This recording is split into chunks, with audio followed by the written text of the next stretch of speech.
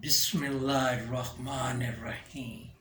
Hi, this is Zafar Iqbal. Welcome back to my channel. In this English grammar lesson, I will teach you the fourth part of the part of speech, verb, in detail with definitions, examples, and examples in the sentences.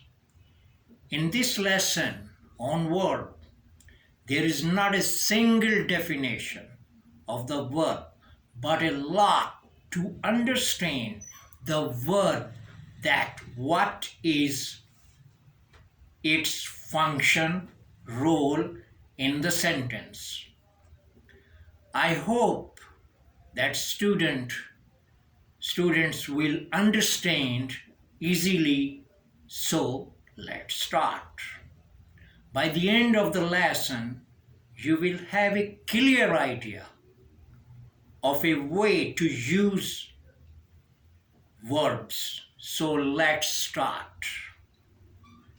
But before the start of our lesson, if you like this video is interesting and developmental, so please don't forget to subscribe, thumb up, and comment.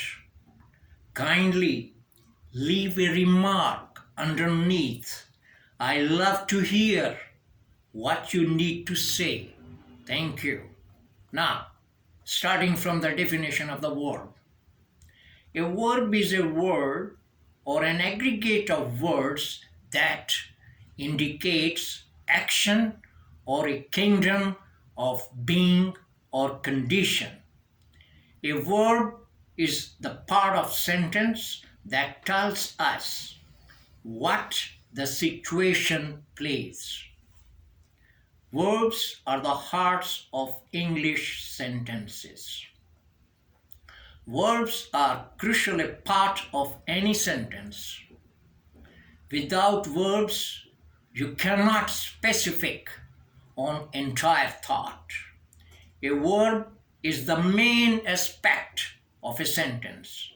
No sentence can be completed without a verb. A verb is the movement phrase of the sentence. It tells us what a person or factor does or possesses.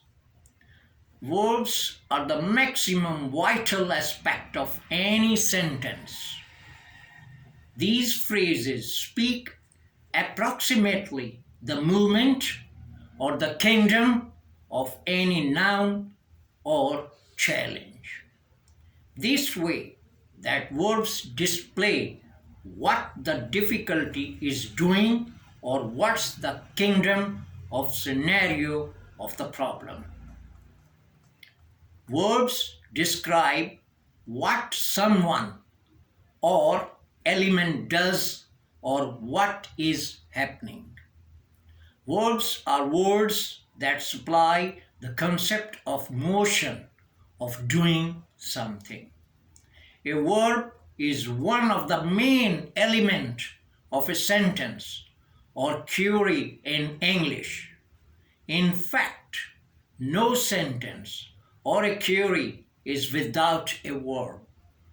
That's how essential this action, a part of speech, is. Now, types of verbs. Main verbs, auxiliary verbs, helping verbs, finite verbs, infinite verbs, transitive verbs, intransitive verbs, regular verbs, irregular verbs, and modal verbs. Now we will take one by one that what is the main verb, auxiliary, etc., etc. Now, starting from the main verb. The main verb is very important in the sentence. The main verb suggests presence of the subject or what action he, she has taken. The main verb can be used alone in conjunction with a helping verb.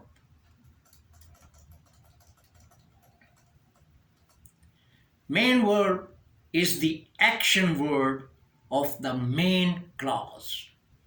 A main verb includes most verbs. The main verbs are the action words in a sentence. The main verb is the head of a verb phrase. Every sentence has a subject and a verb. The main verb is the verb in the sentence that is expressing the action. Examples in sentence: stand alone. Who? The main verb.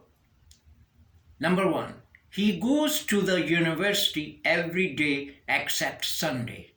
Now, in this sentence, goes in the main verb and it stand alone. Number 2. Hamid bought a shirt yesterday. Bought is the main verb. The main verb in combination with an auxiliary verb. In this sentence, we will explain main verb and auxiliary verb in combination. Number 1. This main road was built in our town last year. In this sentence, was auxiliary verb and built is the main verb. Number 2. Hamid and his friend are going to the garden. In this sentence, are is the auxiliary verb and going is the main verb. Now, our second verbs, finite and non-finite verbs. Finite verbs. Finite verbs which have the present or the past form are called finite verbs. A finite verb is the main verb in a sentence. It's the root word that derives the rest of the sentence. Almost every verb within the English language can be used in a finite verb as long as it has 3 features in a sentence. Number 1 is subject. Number 2, agreement with the subject. Number 3, a tense, present or past.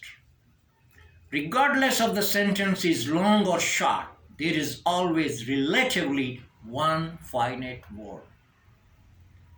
An example, my brother went to university to become a doctor. Brother is subject, went is finite verb in the past tense, become is non-finite verb.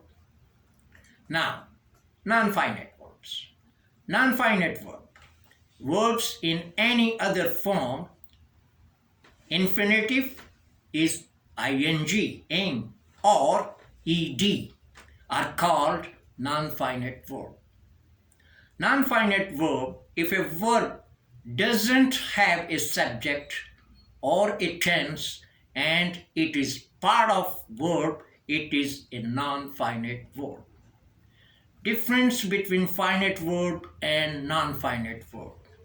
Finite verb forms show tense, person, and number, whereas non-finite verb forms do not show tense, person, or number.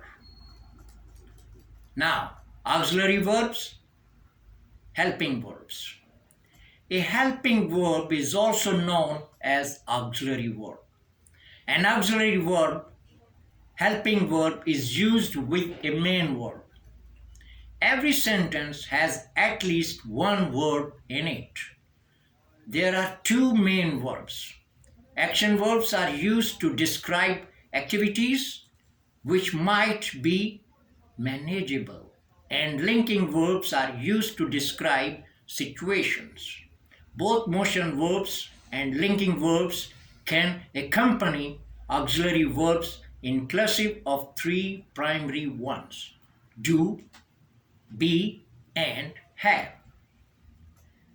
Now, the forms of auxiliary verbs. In do do, did, does, will do.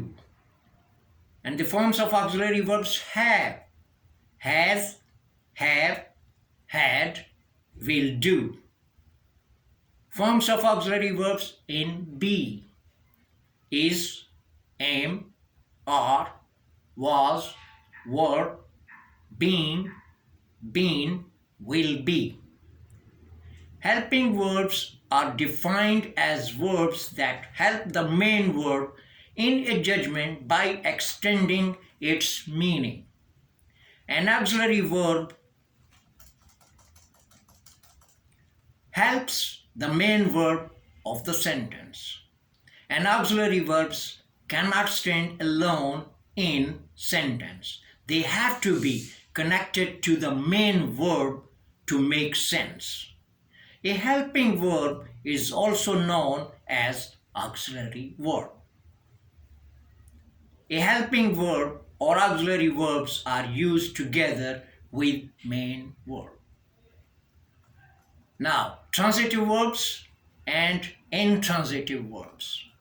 Before we go to learn transitive verbs and intransitive verbs, we have to learn phrasal verbs, which will be very helpful to know if they are transitive verbs or intransitive verbs. Now, what are phrasal verbs? Phrasal verbs consist of 2 or 3 words. In example, what is phrase? A group of words with a subject or a verb making no complete sense is called a phrase. Example, bag and baggage. In the corner. A clear blue sky. Turning away, etc., etc. A transit verb is a verb used with a direct object. An intransitive verb is a verb used without a direct object.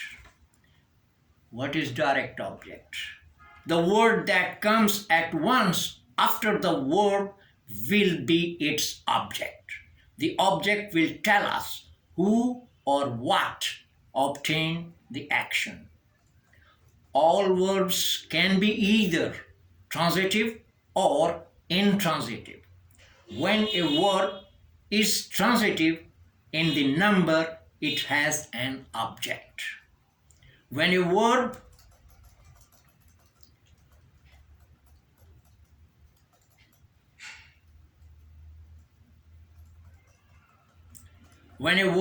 is intransitive, it does not need an object.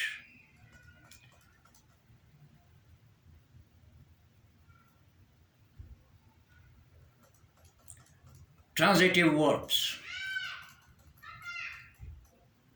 Examples in sentences.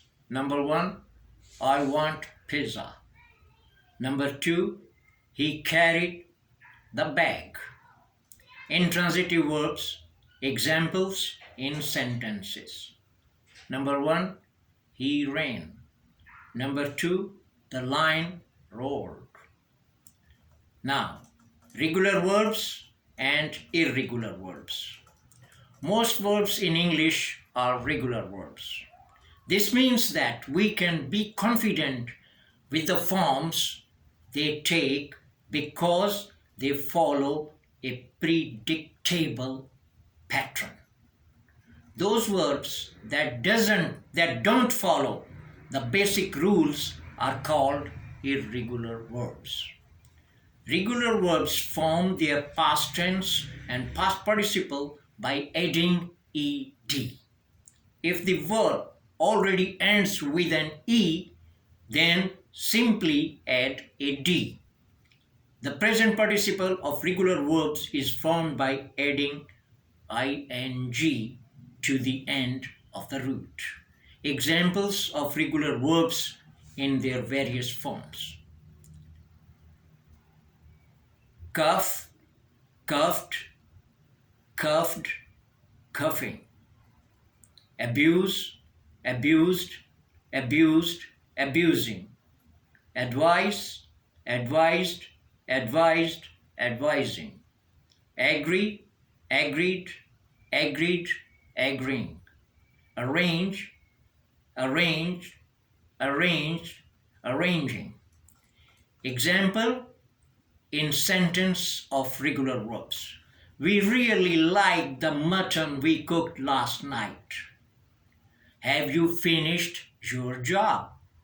If the verb ends in a consonant Y, change the Y to I and added ed. Example, study, studied, studied.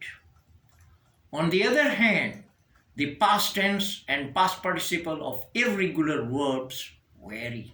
An example, arise, arose, arisen, awake, awoke, awoken, become, became, become, buy, bought, bought. There are mainly three types of irregular verbs. Number one, verbs in which all the three forms are the same. An example, put, put, put. Number two, verbs in which two of the three forms are the same. Sit, sat, sat. Verbs in which all three forms are different. An example, drink, drank, drunk. Now, modal verbs. Modal verbs are very vital in the English language.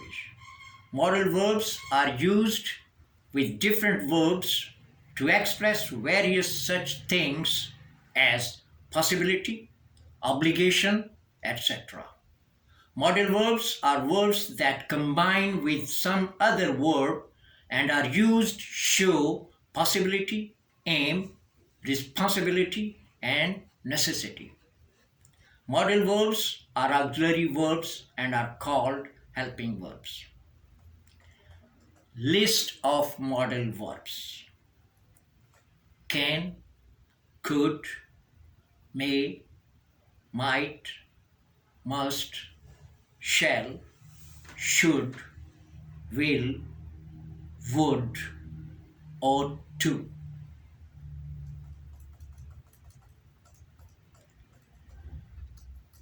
Now, we'll take him one by one. Can, modal verb. Concept, ability, permission. Example, can I have your pen? Second modal verb, could. Concept is past, ability. An example, he could play football. May, concept is permission. An example, may I come in? Might, concept is possibility in the past. Where is my key? You might have left an office. Must, concept is possibility, obligation. You must study at university. Shall, concept is position. Shall I call you? Should, concept is advice. Example, you should walk to work. Will, concept, wish, I will give you some money to spend. Would, concept, wish, we are going to the cinema. Would you come? Yes, I would. Ought to, concept, strict recommendation. Example, you are ill. You ought to go to bed for rest.